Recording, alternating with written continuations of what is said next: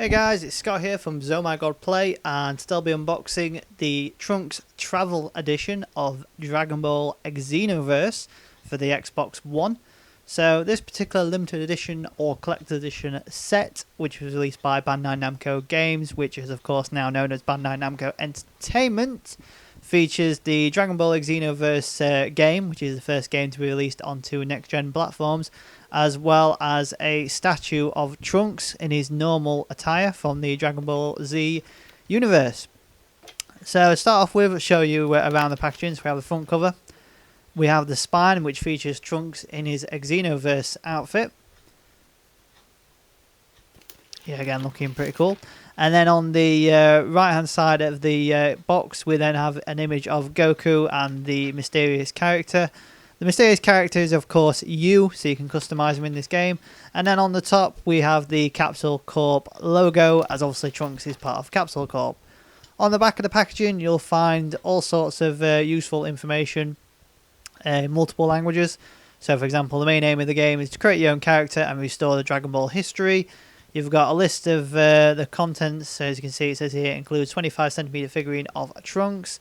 There's also a little warning saying that 10 gig of storage is required, I believe it is, as well as some other warnings and so forth.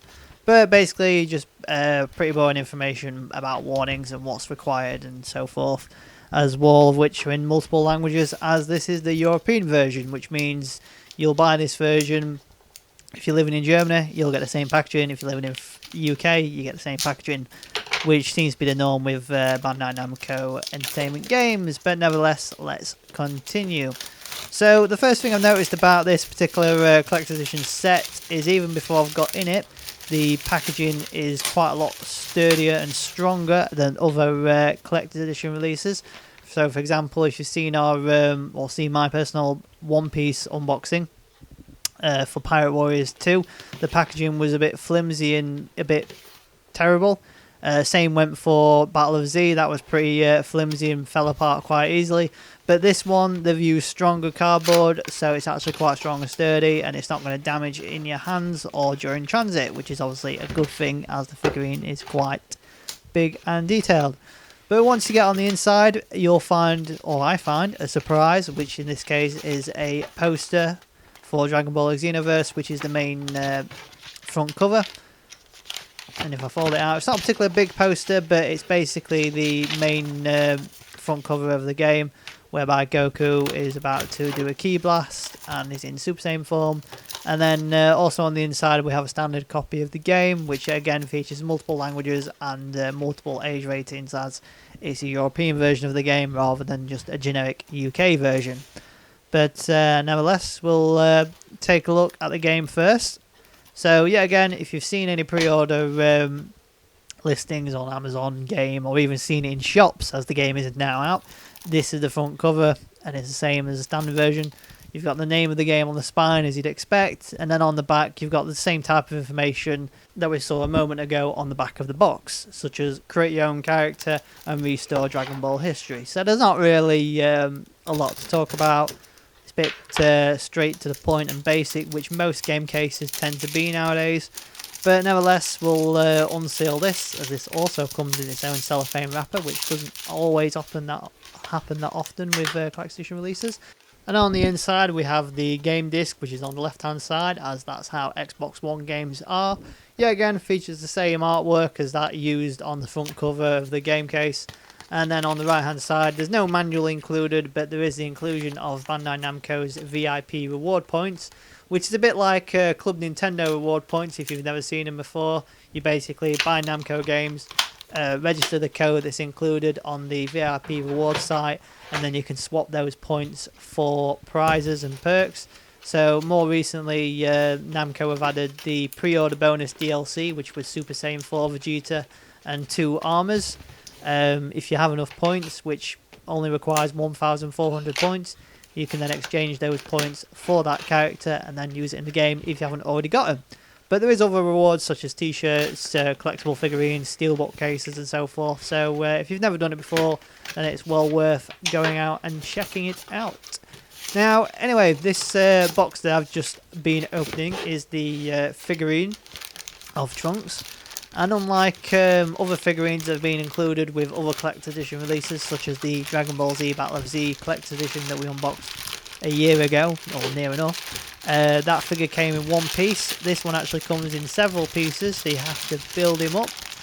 So that should be fun.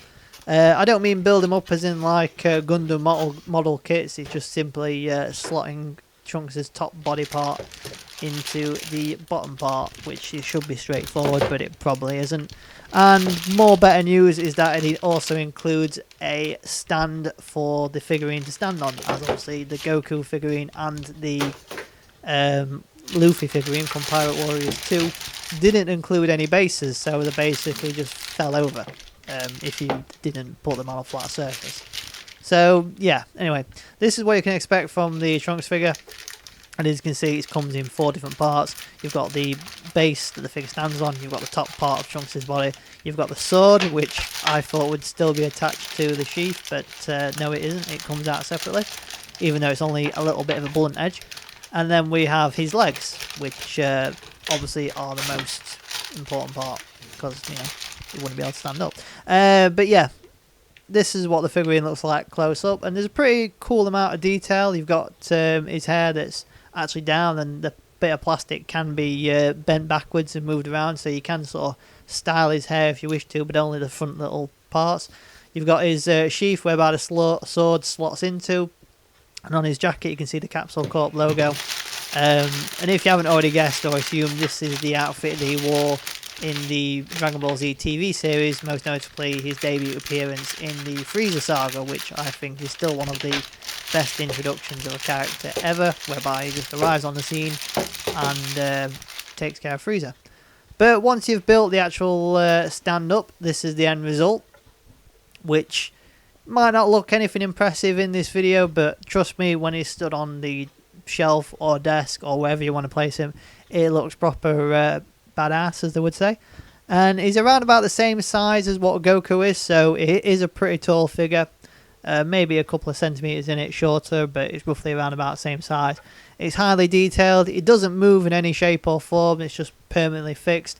But it is an overall pretty great product and a really good reason to go out and buy this collector's edition set if you haven't already.